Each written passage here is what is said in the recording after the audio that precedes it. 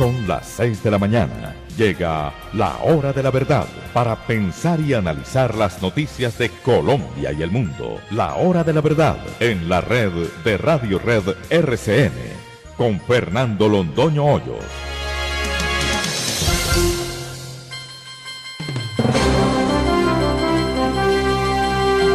Muy buenos días. Son las 6 de la mañana de este jueves 27 de junio de 2019. Esta es la hora de la verdad y estos temas y asuntos que trataremos en la grata compañía de ustedes durante las próximas horas. La OEA, la reunión de la OEA en Medellín. Pero no solamente son los aspectos que la prensa recoge, porque pues es muy fácil atenerse a los comunicados y atenerse a los grandes discursos. Hay una OEA entre telones, una OEA que trabaja en la sombra. ¿Cómo es eso?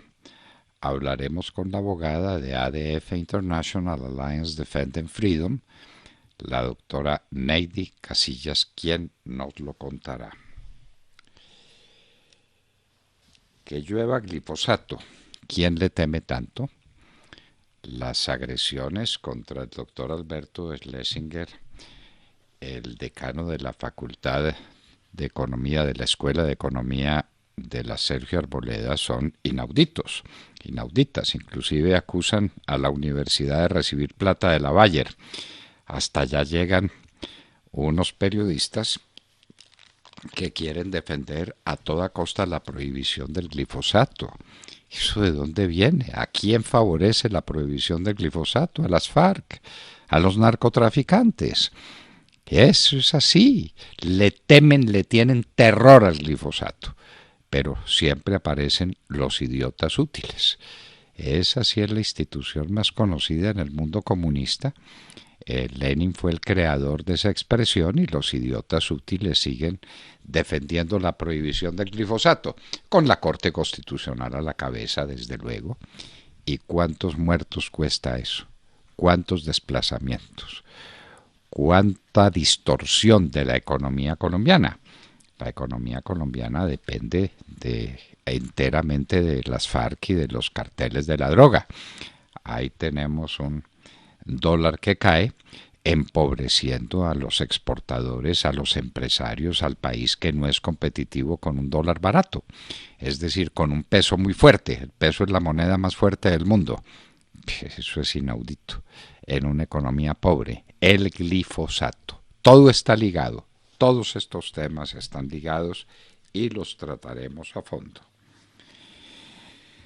Las carreteras al llano, no hay problema. En 3 meses estará lista la central, según dice el señor viceministro de Transporte, a quien hay que creerle. Y hay una caravana para el Festival del Joropo, con 67 medidas que, dicho sea con toda franqueza desde el fondo del corazón, ahí no hay tales medidas, ahí no hay nada, no hay un plan integral para un problema de fondo. Si el problema se produce. Hoy vemos a unos avicultores que dicen que el tiempo de recorrido de un camión con pollos o con huevos desde los llanos orientales es de 24 horas. ¿Cuál es el costo? ¿Cuáles son los riesgos?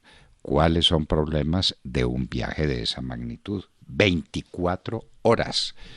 Es decir, eso es más lejos que ir desde aquí, desde Bogotá hasta la costa atlántica, mucho más, o de ir hasta la frontera con el Ecuador. 24 horas es el sitio más lejano. Y ese sitio más lejano queda aquí, al pie de Bogotá. No es sino remontar la cordillera y al otro lado está Villavicencio. Nos dicen que hay nuevo viceministro de Comercio, el doctor Julián Guerrero. Sería una excelente elección, no la tenemos confirmada, pero la buscaremos. Aparece una obra maestra de la diplomacia colombiana. En el momento en que salen las noticias sobre el crecimiento exponencial de los cultivos de coca, de la producción de cocaína de Colombia, y de la participación que Colombia tiene en el mercado internacional de la cocaína, al mismo tiempo logra en una pieza maestra de la diplomacia internacional, Francisco Santos, nuestro embajador en los Estados Unidos, conseguir unas declaraciones del SAR antidrogas diciendo que en el 2018 no hubo aumento en los cultivos de coca. Desde luego que han perfeccionado un poco la manera de cultivarla y el tipo de cocaína que se produce. Pero bueno, dejemos las cosas en que al mismo tiempo que Europa produce un informe devastador, logra Francisco Santos desde los Estados Unidos conseguir un informe muy consolador. De manera que tenemos que saludar esa medida como una movida sencillamente magistral de la diplomacia de Colombia en los Estados Unidos. Y todo esto desde luego es de cara a la desertificación o a la certificación de Colombia en un par de meses más. El primer debate demócrata en la Florida, Cristina Londoño nos hablará del tema, el problema de Electricaribe. Los 6 no son 6, sino que son 3 o 4, y los 3 o 4 no tienen intenciones reales de hacer una propuesta por Electricaribe que sea medianamente satisfactoria, porque no es posible, porque Electricaribe no es viable. La señora ministra, en declaraciones que da hoy para el diario El Tiempo, nos va preparando para decirnos que si no hay una oferta en firme y aceptable por Electricaribe, será necesario nacionalizarla. Ese es un problema político de vasta envergadura. Ya con cargo al Fisco Nacional se cubrieron las pensiones, con cargo al Fisco Nacional se cubrieron otros créditos, vamos en billones de pesos invertidos en salvar Electricaribe, y ahora que lo que le proponen al resto del país es hacerse cargo de ese desastre. Fue capturado por narcotráfico el narcotraficante Henry Loaiza el Alacrán. Uno se pregunta cómo un juez de la República pone en libertad a el Alacrán. Pues eso fue lo que hizo el juez Suárez Vaca, hoy candidato a la alcaldía de Tunja con los Rodríguez Orejuela. Y uno se puede preguntar eso cómo es. Porque una de las condiciones fundamentales es que la persona no sea peligrosa para la sociedad y que haya cumplido una determinada cantidad de la pena con excelente comportamiento carcelario. Y esas certificaciones las da el juez de penas y medidas de seguridad que pone en libertad a un sujeto como el Alacrán. Ahí cayó con otros de sus compinches en el Putumayo, ejerciendo la tarea que sabe hacer, que es la de narcotraficante. Pero, ¿quién toca a un juez de penas y medidas de seguridad? En esto le hacen un homenaje al que liberó a el Alacrán. Mueren 2 soldados por atentado dinamitero en el Guaviare y 5 más quedan heridos en Fortul, Arauca. Ese es el pan nuestro de cada día. Y entonces nos dicen que estamos en paz. Estamos en paz y asesinan militares y atacan, tienen la osadía de atacar una base militar en Fortul, Arauca. ¿Quién está ganando esta nueva guerra de la que nadie habla porque no se puede hablar de un conflicto ni del recrudecimiento de la violencia, que es lo que estamos padeciendo? Esa es la realidad del país. Se hizo un análisis del crecimiento del PIB por regiones. El crecimiento del PIB fue lamentable en el 2018 y por regiones tenemos que Bogotá, Antioquia, el Valle, las regiones más conocidas y más industrializadas del país tuvieron un comportamiento menos dramático que el resto del país en su conjunto, y hay lugares como el Chocó que son dramáticos, una caída del PIB del 8%. Eso se parece a Venezuela. ¿Esto qué está sucediendo? Y lo mismo el departamento del Cesar. ¿Qué es lo que está pasando en distintos lugares del país? Nuevo plan de chatarrización y modernización de camiones. Hemos oído de tantos, hemos sabido de tantos que ya no sabemos qué pensar, pero vamos a ver este plan cómo es. Hay que darle el beneficio de la duda cuando menos para pensar que sí se va a lograr arreglar el problema de los camiones en Colombia. Los 7 militares desaparecidos en Venezuela. Venezuela habla, Maduro, desde luego, el régimen de Maduro, de un plan para desestabilizar el país, una tentativa de golpe de Estado. Y pusieron presos a 7 militares de mucha significación, inclusive compañeros de promoción de Hugo Chávez, y están desaparecidos los 7. No se sabe de ninguno de ellos. Y Maduro dice que era un plan internacional donde participaban también Colombia y Chile y los Estados Unidos para tumbar a Maduro. A esos militares, ¿quién los puso presos? La inteligencia cubana, que es la que manda en Venezuela. La tragedia de la migración.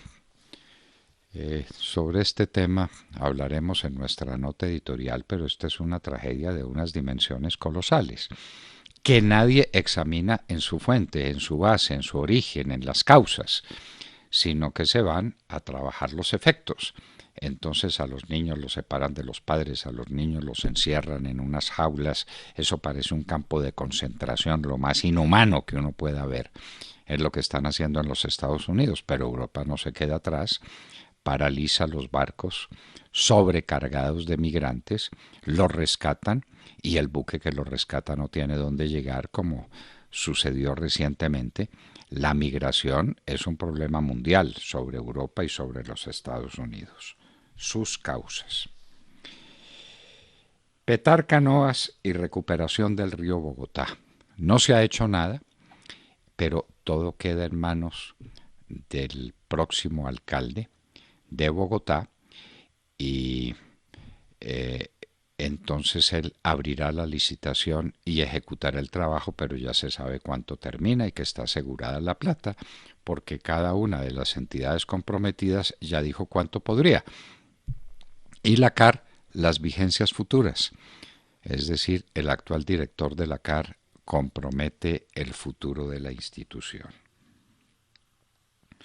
Los de Hong Kong, en gran manifestación, le piden al G20 que se pronuncie sobre los derechos humanos y sobre las garantías sociales de la gente de Hong Kong con respecto a China. Ese es un matrimonio muy complicado y lo de China lo hemos dicho 1000 veces. Es una mezcla de un sistema económico de derecha y de un sistema dictatorial estilo comunista de extrema izquierda. De eso, ¿qué resultará? Y Hong Kong, que estuvo tantos años acostumbrado a tener una forma civilizada de comportamiento político bajo el protectorado de la Gran Bretaña, no está muy bien acostumbrado o no se ha podido acostumbrar a este régimen comunista. Rouhani, el premier iraní, le pide a los Estados Unidos y a Europa volver al pacto nuclear. Le están doliendo las sanciones, no cabe duda ninguna, pero sigue siendo el gran peligro para la paz. Peligro que a veces se exacerba, las bolsas reaccionan, el petróleo sube, en la mañana de hoy está cayendo. La gente empieza a no creer en un conflicto en grande escala en el estrecho de Hormuz. Reunión Trump-Bolsonaro en la reunión del G20 que va a empezar ya, empezará mañana y será muy de ver qué es lo que trata el G20 y qué va a pasar. Hay varias reuniones interpaíses a propósito de la reunión del G20, lo que suele suceder. El regreso con el Bitcoin lograron tumbar que le cree lo que es un puro artificio, un artificioso. Pues ahora con el Facebook se ha vuelto a alentar las cosas y es el Bitcoin. ¿A cuánta gente más van a tumbar con el... La OTAN, la Organización del Tratado del Atlántico Norte, esa es el nombre completo, que vela por los derechos de Europa y de los Estados Unidos en Europa, se le enfrenta a Putin, porque Putin está diciendo o ha dicho que se retira del pacto nuclear de armas de mediano y de corto alcance. El director de la OTAN, el señor Stoltenberg, le dice que regrese al pacto o que tendrá respuestas de parte de la OTAN. El Consejo de Derechos Humanos ha llegado a una conclusión sobre la muerte de Khashoggi, conclusión que es demasiado evidente y demasiado fácil de prever o de advertir, y es que Khashoggi fue asesinado por Arabia Saudita y que quien dirigió la operación fue Salman, el príncipe heredero a la corona. Esa es la verdad y eso lo sabe el mundo entero, pero ahora lo dicen y están presionando a Arabia Saudita. No hablan de Salman, hablan de los más altos dignatarios del régimen de Arabia Saudita. En España no se ve luz al final del túnel. Decíamos aquí cuando transcurrieron las elecciones que España se había puesto de acuerdo para hacer ingobernable el país. Ahí está el señor Pedro Sánchez, que sigue tratando de formar gobierno y no puede. Y estaba tratando de hacer una coalición ahí rarísima, uno no sabe qué salga de ahí, entre Ciudadanos y el PSOE, que es mezclar el agua con el aceite. Y parece que ya están agarrados los del PSOE y los de Unidas Podemos, perdón, Ciudadanos no, Unidas Podemos, la organización de extrema izquierda, eso es Partido Socialista mucho más a la izquierda, eso es comunismo, el comunismo puro. Pues están agarrados con el PSOE y no parece que se vea luz al final del túnel. Y hoy en la historia y mañana también recordaremos a nuestro ejército libertador hace 200 años, a las puertas del inicio de una de las gestas más heroicas en la historia de la humanidad, remontar el páramo de Pisba con un ejército desnudo, acostumbrado a las temperaturas tórridas de los llanos orientales, prácticamente sin caballería. Eso fue una hazaña sin precedentes. El páramo de Pisba está ante el ejército libertador. De todo esto y de mucho más hablaremos con ustedes en las próximas horas desde aquí, desde la Hora de la Verdad. Y los invitamos a seguirnos a través de nuestra señal de audio en alta calidad en TuneIn, en donde nos encuentran como La Hora de la Verdad. Igualmente los invitamos a sintonizarnos en los diales 710 AM en Medellín, 1200 AM en Cali y 970 AM en Bogotá. Y recuerden que estamos presentes en nuestra cuenta de Twitter, @Hora de la Verdad. A través de esta cuenta pueden seguir el minuto a minuto de nuestras emisiones. Los invitamos también a seguir nuestra transmisión a través de Facebook Live con nuestra señal en vivo y todo el contenido de nuestras emisiones que está disponible en nuestro canal en YouTube. Tenemos también nueva cuenta en Instagram, no lo olviden, ahí estamos también compartiendo historias, videos, imágenes y todos los acontecimientos del país. Síganos en @La Hora de la Verdad Oficial. Por supuesto, no olviden visitar nuestra página de internet www.lahoradelaverdad.com.co, en donde pueden sintonizarnos y compartir sus opiniones a través del chat. Son las 6 de la mañana, 19 minutos. Comenzamos ya. Bienvenidos. En la red de Radio Red RCN, La Hora de la Verdad, con Fernando Londoño Hoyos y su equipo periodístico.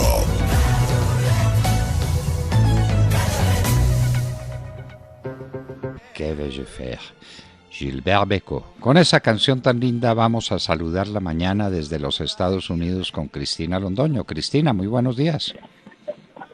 Papi, muy buenos días a todos desde la ciudad de Miami, en donde estoy para cubrir los debates de los aspirantes demócratas a la nominación presidencial. Ayer tuvimos la primera etapa, 10 precandidatos se enfrentaron, ganó el español, ganó el tema migratorio, hubo preguntas en español de nuestro presentador de Telemundo, José Díaz Balart, respuestas de 3 candidatos también hablando español, y el claro ganador, según dicen analistas, fue Julián Castro, el ex alcalde de la ciudad de San Antonio, quien necesitaba lucir o lucirse o despedirse de su candidatura, decían analistas.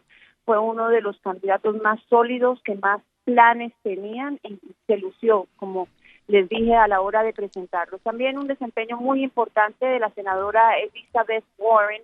Ella se sabía, es una de las estrellas de los debates, estrella de un tipo de socialismo democrático, muy aliada de Bernie Sanders, que habló ante todo de la desigualdad social, de sus planes para darle cuidado médico a todos los estadounidenses, educación gratis. Hubo varios encuentros sobre cómo financiar eso, encontronazos, mejor dicho, sobre cómo financiar eso, y no todos los candidatos sorpresivamente estaban de acuerdo con dar salud para todo el mundo, diciendo especialmente que no habría cómo pagarla. Otro ganador de la noche, además de Elizabeth Warren, el senador de Nueva York, Cory Booker, también se lució hablando de la necesidad de leyes para controlar las armas de fuego. La sorpresa de la noche, bueno, que nos dicen analistas también que el claro perdedor fue el excongresista de Texas, Beto O'Rourke. Ustedes recordarán que yo lo estuve siguiendo cuando lanzó la campaña, estuve con él en Iowa, era el candidato estrella, montaba en skateboard, le había dado una contienda dura en la pelea por el Senado al senador tradicional de Texas, Ted Cruz, pero anoche definitivamente no fue su noche, y aunque fue el que más habló español, pues dicen los analistas que no le fue nada bien. También hay muchas críticas contra el tipo de debate, 10 precandidatos, pues es difícil que tengan mucho para decir. Esta noche viene el plato fuerte, tenemos al ex vicepresidente Biden, tenemos también al senador Bernie Sanders, que va a defender su socialismo democrático, y también vamos a tener a la senadora Kamala Harris y a la nueva estrella demócrata Pete Buttigieg. Vamos a ver qué pasa. Esta es la noche en que se espera que vengan los ataques más fuertes contra el presidente Trump, que vale la pena decir, no se despegó del debate, lo criticó, dijo que había sido aburrido, que estaba lleno de noticias falsas, se burló de algunos problemas técnicos que hubo, pero no se despegó de la televisión. Definitivamente son momentos cruciales, momentos que definen destinos políticos, y nosotros los estamos siguiendo aquí para ustedes. Es lo que tengo por el momento. Ahora regreso contigo al estudio, Pablo. Muchas gracias, Cristina. Los demócratas en sus debates hablando español. Hay una razón obvia, queridos amigos, y es que el electorado hispano en los Estados Unidos se volvió definitivo en las elecciones. Y es el punto de quiebre en estados columpio, y el principal de ellos es el estado de la Florida. Los hispanos son elemento fundamental de la política en los Estados Unidos, y cómo es el tema de la migración y cómo es el tema del respeto a millones de indocumentados o de documentados con problemas, como los soñadores que están en los Estados Unidos. Los hispanos son elemento clave dentro de esta contienda en los Estados Unidos. Ya nos seguirá contando Cristina Londoño cómo se desenvuelve el debate en el día de hoy. Sergio Gel. Doctor Londoño, muy buenos días para usted, para todos nuestros oyentes. Con profundo pesar tenemos que registrar noticias de orden público que se siguen produciendo en nuestro país, en hechos que le siguen costando la vida a los héroes de la patria. Ayer, miembros de las FARC, lo que hoy el ejército denomina como GAOR, activaron una carga explosiva en contra de militares del comando de la 22ª Brigada de Selva, una unidad militar orgánica de la 4ª División del Ejército Nacional ubicada en San José del Guaviare. Tras la activación de esa carga explosiva, 2 soldados profesionales, Miguel Antonio Balcázar y Lisandro Mesa Medina, fallecieron, así como otro soldado profesional resultó herido y tuvo que ser trasladado a un centro asistencial con heridas muy graves de esquirlas en sus piernas. Ha dicho el Ejército Nacional que el atentado con explosivos en contra de los militares ocurrió en inmediaciones de donde se adelantan fuertes operativos precisamente contra la estructura terrorista de las FARC. Entre tanto, mientras esto ocurría en el Guaviare, en otro lugar de nuestra geografía, en Fortul, departamento fronterizo, en Arauca, el ELN también con explosivos atacaba con 8 cargas explosivas la guarnición militar de Fortul, dejando un saldo de 5 soldados heridos. Al parecer ese ataque habría sido ordenado por alias Pablito del ELN, quien se refugia en Venezuela. Es muy complicada la situación en Arauca. Recordemos que este hecho de ayer se suma a la voladura del oleoducto Caño Limón Coveñas también en las últimas horas, hechos ocurridos en jurisdicción del municipio de Saravena, con lo que el oleoducto sumó 19 ataques ya en lo que va corrido de este año. Ecopetrol ya pudo ingresar a la zona y activar el plan de contingencia porque el crudo se sigue derramando en nuestro país y pues Ecopetrol tiene que seguir apagando estos incendios y conteniendo precisamente ese derrame que genera un daño ambiental inmenso a lo largo y ancho de nuestra geografía. Y hay que decirlo, hay mucha preocupación en Arauca precisamente porque el próximo 4 de julio el ELN cumplirá 55 años de existencia y a los terroristas les gusta celebrar sus cumpleaños derramando sangre y petróleo, por lo que en el departamento de Arauca, así como en otros departamentos que tienen fuerte presencia del ELN, las alarmas están encendidas y ya veremos pues qué es lo que ocurra. Sin embargo, pues ya empiezan a ocurrir hechos que generan mucha preocupación, hechos que dejan a estos 5 soldados heridos, hechos que siguen dejando petróleo derramado a lo largo de la infraestructura petrolera de nuestro país. Así que noticias de orden público, muy complicado el tema en San José del Guaviare con la presencia de las FARC, que con explosivos dejan el saldo de 2 soldados profesionales muertos y 1 herido, y muy complicado también el tema en Arauca, departamento de frontera con Venezuela, en donde el ELN también está haciendo de las suyas. Sí, señor, el ELN, las FARC, la violencia y el narcotráfico, que es el telón de fondo de todas estas desventuras nacionales. Y nuestros hombres siguen cayendo muertos, siguen quedando heridos y no pasa nada porque estamos en paz, ¿no? Estamos en el posconflicto. ¿Para qué estas mentiras? Recordamos un gran libro de Max Nordau, Las mentiras convencionales de la civilización. Pues aquí tendremos que ajustarnos a las mentiras convencionales del posconflicto, de la paz. Mentiras por todas partes. La verdad es que se siguen sacrificando los militares. La verdad es que siguen volando los oleoductos con daños, usted dijo, inmensos. Yo le agrego irreparables, irreparables. Esos daños toman varias generaciones en poderse recuperar. Los verdes no dicen nada, no le damos importancia al asunto, porque ¿para qué? Puesto que estamos en posconflicto. Es la época de la paz. Dios nos tenga de su mano. Tatiana Guerrero. Buenos días, doctor Fernando, compañeros y a toda nuestra querida audiencia. El presidente del gobierno en funciones, Pedro Sánchez, no ve un pacto entre su partido, el PSOE, y Unidas Podemos para este mes. Sánchez empieza a asumir una investidura fallida si no llega a un pacto con otro partido, mientras que Unidas Podemos se rehúsa a un acuerdo a corto plazo al no lograr ahora la coalición. Después de su tercer encuentro que no llegó a ningún avance con Unidas Podemos, Pedro Sánchez llamó a la presidenta del Congreso, Martxibel Batet, donde le informó lo que sucedió en el encuentro y hablaba de una negociación fallida hasta el momento.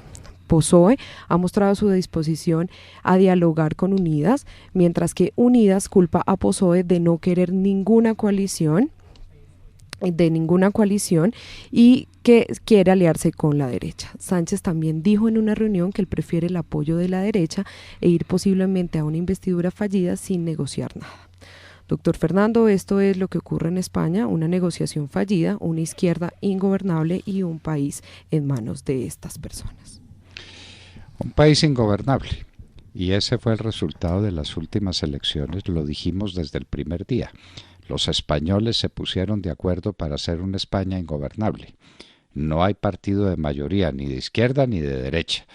A veces se gobierna con la izquierda, que es un desastre, pero se gobierna. Y a veces se gobierna con la derecha, que es lo que recupera España, que es lo que le devuelve los niveles de crecimiento para que vengan después los izquierdistas y lo dañen todo. Pero se gobierna. Pero es que en estas elecciones las cosas quedaron distribuidas de manera que no hay posibilidad de establecer un gobierno, de organizar un gobierno. tanto que Pedro Sánchez, el jefe del gobierno, recuerden que eso es una monarquía, ¿no? El jefe del Estado es el monarca, es el rey. El jefe del gobierno está tratando de hacer un gobierno con una mezcla de PSOE y de Unidas Podemos, es decir, de una derecha con la izquierda más recalcitrante, con el comunismo puro. Eso no va a funcionar. Pero es que ya antes de hacer el gobierno, obviamente se agarraron entre el PSOE y Unidas Podemos, y eso es lo que tenemos pues a puertas, una España ingobernable. Por eso la importancia de lo que el doctor Alfonso López Michelsen llamó alguna vez el mandato claro, que alguien pueda mandar y que mande de verdad. Aquí podemos estar en un caso parecido, porque ganamos las elecciones presidenciales y perdimos o quedaron en tablas o no se sabe en qué las elecciones parlamentarias. Y entonces se está hablando aquí de gobernabilidad, lo mismo que en España. Y precisamente nos vamos para España, donde está nuestro amigo Demar Córdoba. Muy buenos días. Doctor Fernando, compañeros de la mesa, oyentes de la hora de la verdad, muy buenos días. Pues como estaba previsto y tantas veces lo advertimos, para el final de junio saldrían las cifras sobre el crecimiento de cultivos ilícitos en Colombia, datos entregados por la Oficina de Control de Narcóticos de los Estados Unidos, que indica que en 2018 las hectáreas cultivadas bajaron a 208.000 con respecto a las 209.000 que se registraron en 2017. Eso significa que por primera vez desde el 2012 se revirtió la tendencia, mientras la producción de cocaína bajó a 887 toneladas comparado con las 900 del año 2017. Este informe de los Estados Unidos, que fue publicado por algunos medios como Bloomberg, advertían sobre el riesgo más bien que existía en Colombia, que aunque fuera mínima el aumento de los cultivos en el país, se corría el riesgo de la desertificación por parte del gobierno del presidente Donald Trump. Entre tanto, el gobierno estadounidense dice que este resultado se dio gracias al trabajo que el presidente Iván Duque ha llevado a cabo para erradicar los cultivos ilícitos y clausurar los laboratorios de producción de coca desde que llegó al cargo en el año 2018. En medio de esta noticia, el ministro de la Defensa, Guillermo Botero, dio a conocer que en 2018 lograron erradicar 60.000 hectáreas de coca y durante el 2019 van 36.093 erradicadas, lo que demuestra que esas 96.000 erradicadas fueron producto de las nuevas políticas antidrogas del gobierno del presidente Iván Duque. La meta del gobierno nacional es erradicar este 2019 80.000 hectáreas. Desde 2018 ya van 3.000 laboratorios para el procesamiento de coca destruidos. El lado más grave de todo este proceso es que desde agosto a la fecha los terroristas de las FARC, el ELN y demás bandas criminales que cuidan los cultivos de coca han asesinado a 11 de nuestros hombres que hacen parte de los programas de erradicación y 84 resultaron heridos por minas antipersona que son instaladas alrededor de los cultivos de coca. Esta última cifra solo demuestra que erradicar manualmente sí deja personas muertas, pues en Colombia el uso del herbicida glifosato desde hace 42 años no ha reportado la primera persona que hubiera muerto por el uso de ese químico herbicida. Esta es pues una gran noticia porque se logró por ahora frenar el aumento de cultivos ilícitos en el país, lo que nos aleja de la posibilidad de terminar desertificados por los Estados Unidos. Y todo esto pasa muy a pesar de la defensa al narcotráfico que hacen algunos sectores de la extrema izquierda y el presidente Juan Manuel Santos, que no ve otro camino que el de la legalización. Sí, señor, porque él dice que es una guerra perdida. Pues claro que es perdida cuando uno no quiere librar la guerra, sino que al contrario, se pone del lado del enemigo, traicionando a su patria, traicionando los intereses nacionales. Así es imposible ganar una guerra. Santos multiplicó por 5 las siembras de coca en el país, multiplicó por 5 la producción de cocaína y multiplicó por 5 los problemas que emergen de esa condición de país cocalero. Entonces ahora lo que pide es la legalización de la droga. Él sabe que nadie lo va a atender, pero quiere quedar como un héroe cuando lo que fue un traidor a este país, multiplicando exponencialmente los cultivos de coca, la producción de cocaína, que es multiplicar por 5 los problemas nacionales. ¡Qué horror! Bueno, y entonces ahora mezclémosle a esto un poco de deportes. Tata Castro. Muy buenos días a todos. Seguimos en modo fútbol porque hoy se inician los cuartos de final de la Copa América en Brasil. Con el partido Brasil frente a Paraguay a las 7:30 de la noche en Porto Alegre, comienza a jugarse la fase final de este torneo, el más antiguo de nuestro continente. El juez central será el chileno Roberto Tovar. La favorita y anfitriona Brasil sale hoy a sellar su pase a semifinales ante una incierta Paraguay, que ya le ha sabido vencer a estas alturas en esta competición. Tras un comienzo poco convincente en esta Copa, Brasil parece haber encontrado la fórmula de gol que le permitió arrasar con Perú 5-0. Óigase bien esa goleada. Se llama Everton, más conocido como Cebolinha. Además, el técnico Tite ya tiene el reemplazo de Casemiro, quien no podrá jugar porque recibió la segunda tarjeta amarilla frente a Perú. Será Alan y no Fernandinho, como se esperaba. Un dato curioso. Cuando estuvo ausente Casemiro en la era Tite, Brasil perdió sus 2 únicos partidos, un amistoso frente a Argentina y en el Mundial pasado frente a Bélgica. Y otro dato para tomar en cuenta. Se habla que Brasil buscará revancha hoy frente a Paraguay. ¿Por qué se dice eso? Estas selecciones se vieron las caras en cuartos de final como ahora en las ediciones de la Copa América 2011 y 2015 con victoria para los paraguayos. Me pregunto si podrá Brasil seguir en su camino al título ahora con el apoyo de su gente. Ya lo veremos. Por el lado de Paraguay se puede decir que es el rival más débil en esta fase. Clasificó a esta etapa como uno de los mejores terceros después de 2 empates ante Qatar y Argentina y la derrota frente a Colombia. Les sirvió los resultados del grupo C, sobre todo el empate de Japón frente a Ecuador. Son dirigidos por el argentino Eduardo Berizzo, mostraron demasiadas carencias en la fase de grupos, sin embargo, como les acabo de contar, ya saben lo que es eliminar a Brasil. El ganador de esta llave se enfrentará en semifinales al vencedor de Venezuela-Argentina el próximo 2 de julio en el Estadio Mineirao de la ciudad de Belo Horizonte. Comienza la eliminación directa, doctor Londoño, y sin alargue. En caso de empate final, los penaltis definirán al ganador. Y mañana el turno para nuestra selección frente a Chile. Hoy, rueda de prensa con el técnico Carlos Queiroz. Bueno, esto es lo que está pasando en la Copa América. Hoy ya estaremos atentos al partido entre Brasil y Paraguay y mañana juega Colombia.